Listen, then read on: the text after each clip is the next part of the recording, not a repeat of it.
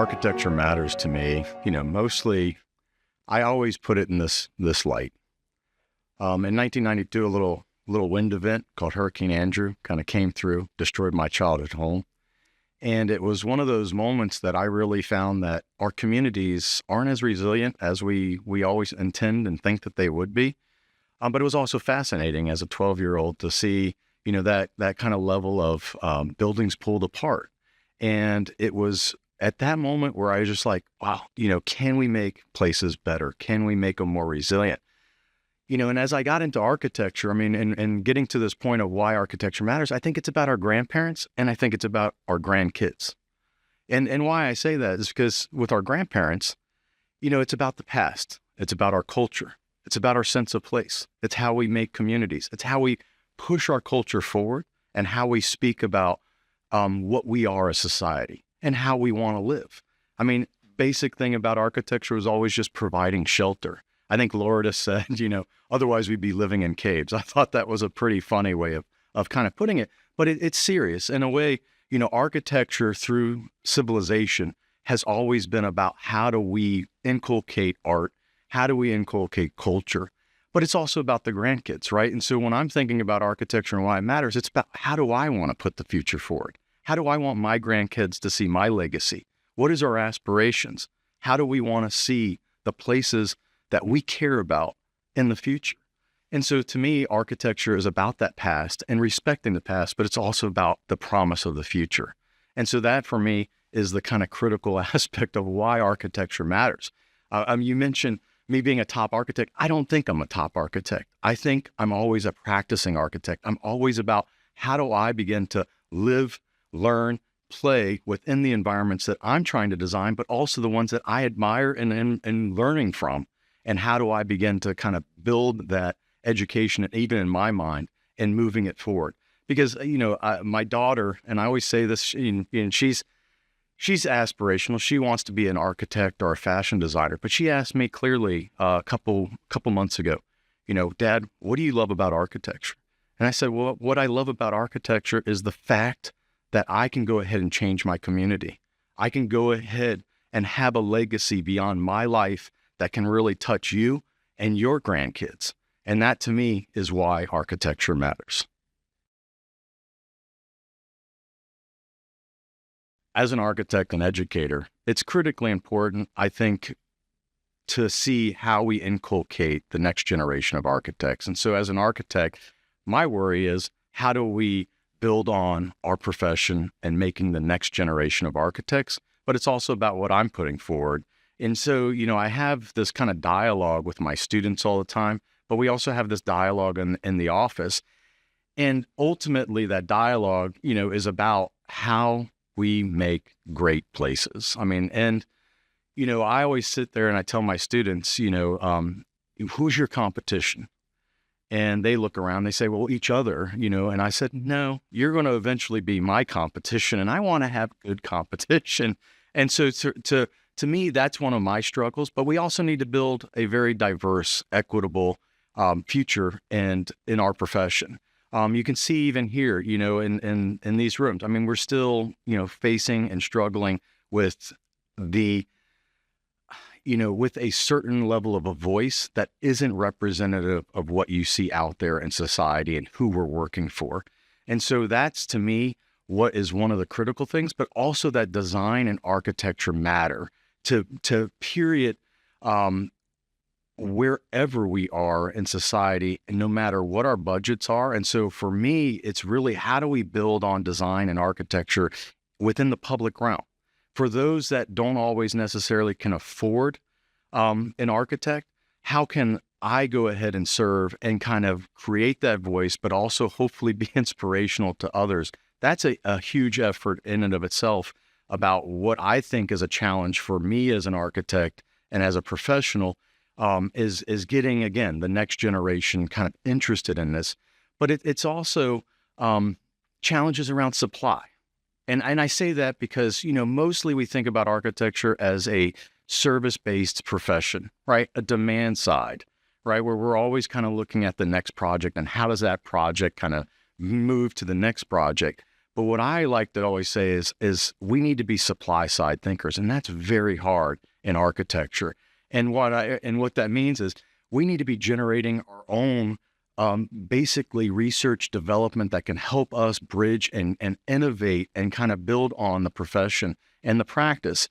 And this is important. And as Jean-Baptiste Say, who's a famous French economist from the 1800s, always said, supply creates its own demand. If we are building a culture of supply side thinking around resiliency, sustainability, innovation, beauty in the architecture that we do, we're going to last as a profession moving forward. We also need to understand the technology. Technology is rapidly changing. And this is one of my roles as a national strategic counselor. We're studying artificial intelligence right now. This is going to be a game changer, I believe, in our profession, but it's not to replace the architect. And that's the biggest issue that I'm always having to talk to other architects about. It's really how do we go ahead and optimize, streamline, and create a better workflow for how we do things. But I think, too, architects also need to broaden our discipline and how we think about what we do and what we serve. We need to think beyond buildings. We need to think about urbanism. We need to think about the communities and the places that we design, because those ultimately are not just thought of across landscape architects or planners or engineers. They need to be steeped in our profession, because ultimately the buildings, sure, that's where we can save 40% of the energy needs and be more hyper efficient, but it's also the communities that we live in and why transportation costs, fuel costs, energy costs are so high. If we're not tackling these kind of wicked issues around climate change, social equity, and the built environment and the communities that we're making, we're going to really have some serious challenges in the future. And so for me as an architect, it's about a push about how can we be much more broad in our thinking, but it doesn't mean that we have to dilute our profession. I think it only strengthens our profession and gets back to the role of the architect. And so for me too, and this is kind of a little bit selfish because I am a practitioner, but I work within the AIA because I also see advocacy as a huge role that architects need to bring to the table. And if we can't go out and put ourselves to become an elected official, we at least need to put ourselves in front of the elected officials. And that for me is where the voice of the architect really needs to be at a call. And I'm hoping that what I do and how I do it serves as a model or even a role model for others around me. I think architects should be advocates for obvious reasons.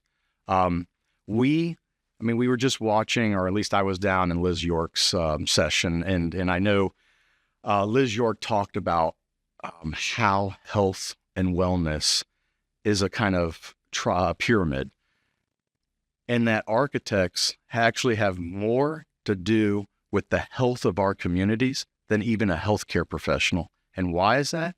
It's because we can look at the socioeconomic issues, we can look at the built environment issues, and that we're ultimately the ones responsible around doing better and building better around material consequences that we're specifying on our buildings, around the way in which the design how many people can sit there and say, I don't like daylight. I don't like natural breezes harvested into my building and passively cooling, especially as we're thinking about future heat and these other issues that we are going to be faced here, especially at Ground Zero in Florida, are flooding. We are the ones responsible. And so if we're not advocating and understanding how our designs affect the built environment, and then going ahead and then being able to speak about that and talk about it to our elected officials, to the mayors, to the commissioners of our cities, to our counties, we are ultimately at fault just as much as the rest of the professionals that are involved in the AEC professions around the built environment. And so for me, the architect is key and plays a key role. And this is why I love how Kimberly Dowdell, the current AIA national president, talks about it, that we need to put more architects in these kind of citizen architect roles, in these community architect or the chief architect roles. We need to bring these back into our cities where, I have a lot of challenges around this because we think always from a private sector side of thinking, but we also need to understand that we serve the public and we need to be at that table. And that's why advocacy, I would say, is a key role for the architect. I do think it's a proactive nature that we need to be on. I think we're always chasing symptoms and we're not getting to the root cause of problems. The fact that I mentioned Hurricane Andrew at the beginning here and talking about my childhood home getting destroyed. Look, natural disasters happen. We precipitate those problems because we're the way in which we build. Florida building code changed that. And look at how we deal with hurricanes now. We are a much more resilient built environment around the Florida building code since Hurricane Andrew. However, one of the biggest challenges we have is still after that hurricane, when that 7, 8, you look at Houston and 12, 14 days after these storms that we don't have power. The fact that we don't have baked in passive design strategies or passive design ordinances or codes written into our code is a challenge for us. The fact that I have to design a building that I can't open up a window. At Florida Atlantic University, I love higher education, but when we look at higher education, especially the buildings that we're building on these campuses, under the understanding that we don't want to put operable windows in them because of energy efficiency and we're worried about somebody leaving a window open. However, during that hurricane, we don't have power. That's where we start to breed mold, mildew, and other things, especially because we're putting organic materials into our buildings that foster that, and then we're not able to open them up, so they're unusable. We couldn't use our building in downtown Fort Lauderdale for the 8 days we didn't have power after Hurricane Irma. It was too hot. It was too miserable in these spaces. And to me, that's one of our biggest challenges. That is a condition that we need to fix. We need to think about these other things, but flood adaptation even, when we're talking about resiliency and sustainability. I don't know why it feels like sometimes I'm at ground zero in Fort Lauderdale, but in April 12th of 2023, we had 26 inches of rainfall that fell in about a 9-hour period of time. The most rainfall that has fallen in the state of Florida in that amount since recorded history. I saw, the same building get flooded with 2 to 3 feet of water around it in the city streets. Our students couldn't leave that building. They took it upon themselves to be innovative and take boats that were built a decade before to go float the river to float around. There's some of them that were entrepreneurial and, accepted $50 at a bar to hike somebody over to their car. So there's good stories about it, but it really makes you think, if these are the future conditions and the infrastructure that we have today is not designed for tomorrow, we really need to rethink things. And maybe our buildings need to have flotation devices in them. Maybe they need to be kind of thinking about how do we kind of rethink and retool. And so all this ties to resiliency, sustainability, and wellness. And as I always say, these are just things I do for free when I'm designing, and where I want our students and even, our staff to really think about our mission and our role in making our communities, across the board more resilient and sustainable. And these are going to be big challenges. I know when I was in school, sustainability was like a small word. And I remember I was already kind of doing something that my thesis was called hydroplane. And the reason it was called hydroplane is because it was in the Everglades or on the fringe of the Everglades, kind of working in this environment where I was already thinking about flood adaptation and how these things kind of carry forward. And so ultimately, with my new book, Salty Urbanism, and looking at that as a design manual, it's almost carrying on my thesis from 22 years ago and kind of pulling that forward into the thinking of how we begin to think about the communities that we serve. But I want to point out that resiliency, sustainability, and wellness are great.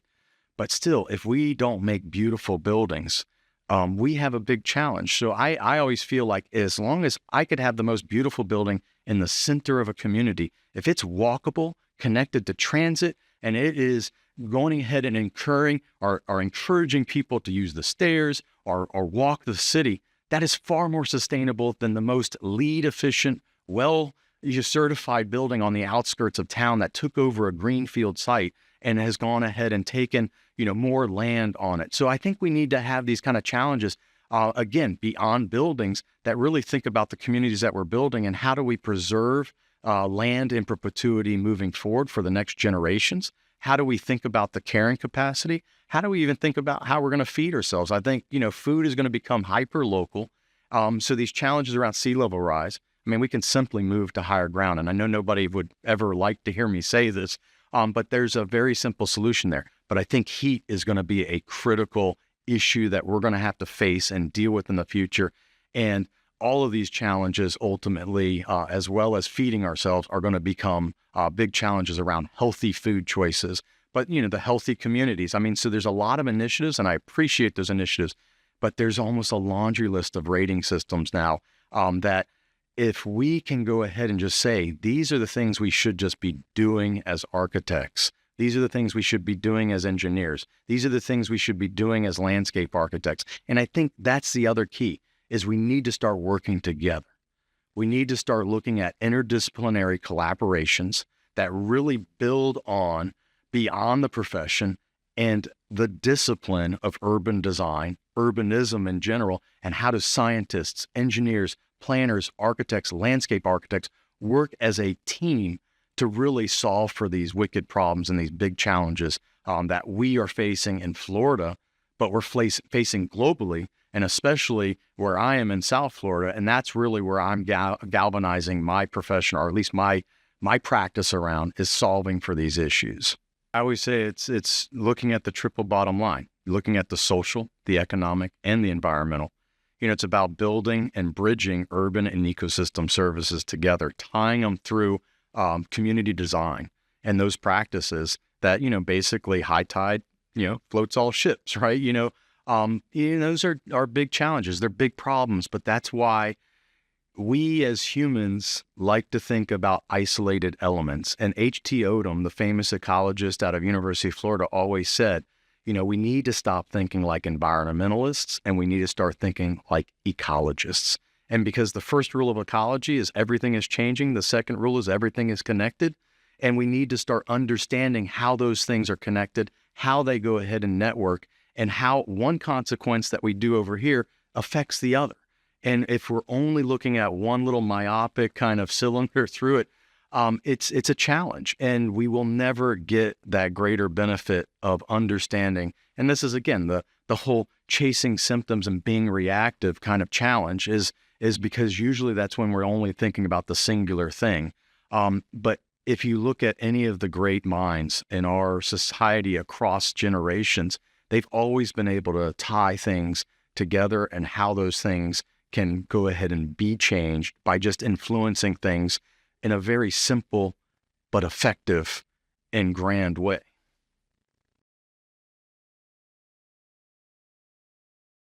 A large part of my research has been in urban design, and that urban design role, we were always looking at sprawl. I worked at a community design center in Arkansas. I always say I was exiled in Arkansas for 10 years. Sorry, Steve Luone, if he ever sees this. But it was the most wonderful time because I grew up in the suburbs. I'm a product of suburban sprawl. I was raised in it and never knew. This goes kind of back to your diet. If you're fed something over and over enough, you begin to think that is your diet. And so, students, what I'm always trying to get them to ask is questions, right? Question your environment, question the places that you're living, question the things you're designing, question how you want to live. How do you want to live? How do you want your grandparents to live? And that's important because we need to think about aging in place. We need to think about also how we make families and how those families live. And this is what I always tell them. Suburban development to me is a monoculture. It usually self-assimilates certain people that identify and maybe even look like one another, but that's not how great neighborhoods were made. And so what I always do in my intro to urban design classes, I walk the city with my students. I walk them through neighborhoods. And most people are saying, well, what's the difference between a neighborhood and a subdivision? Well, a neighborhood has the capacity to live in it through your whole entire life, from the time you're born to the time you're in the grave, because it has the different lifestyle possibilities and choices within them.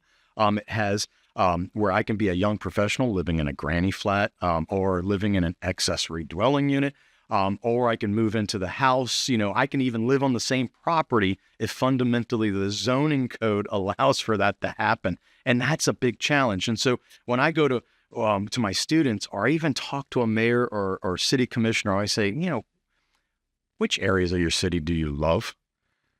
And inherently, they always tell me the 100-year-old neighborhood, that it's always the 100-year-old neighborhood. And, I have to tell them, well, that's a non-conforming use now, or I can't rebuild those places, based on your current zoning code. And I explain this to the students too, and that value, because that's what it took me to understand, and going through that educational process, and almost unlearning, the aspect of what we learned from maybe not necessarily the best things we've put out as Americans, and I think, that can be a very big challenge for some, but I'm not trying to villainize the suburbs. And I want to be very clear about that. And I usually tell my students, it's like, we all have choices, and we should have choices. However, here's the choices and what you need to think, because here's the deleterious effects of those choices, or the outcomes that could possibly happen. Obesity, diabetes, stuck in traffic, all these things that we all say we hate. But for some reason, when we make these choices, we need to understand, again, the consequences. Again, the outcomes of some of those choices are going to be, critical for us to think about our own health, our own wellness in the future. And so, it's interesting you're asking that question, only because, again, it's choices. And again, I don't want to villainize. I still think if you look at the numbers, there was some famous studies done even 10 years ago that looked at per acre of land, what was the tax base that a city was going to achieve from that? And they looked at the land use, and by far a 2 to 3 story mixed use area is the only thing that begins to pay for the basic services like fixing potholes, police, fire, sewer, water services, all those basic things that we take for granted as a public good. That's what we need to have in order to support those in that tax base. And, quite frankly, I think architects need to educate themselves better on the economics, but also on the business and the practice of architecture.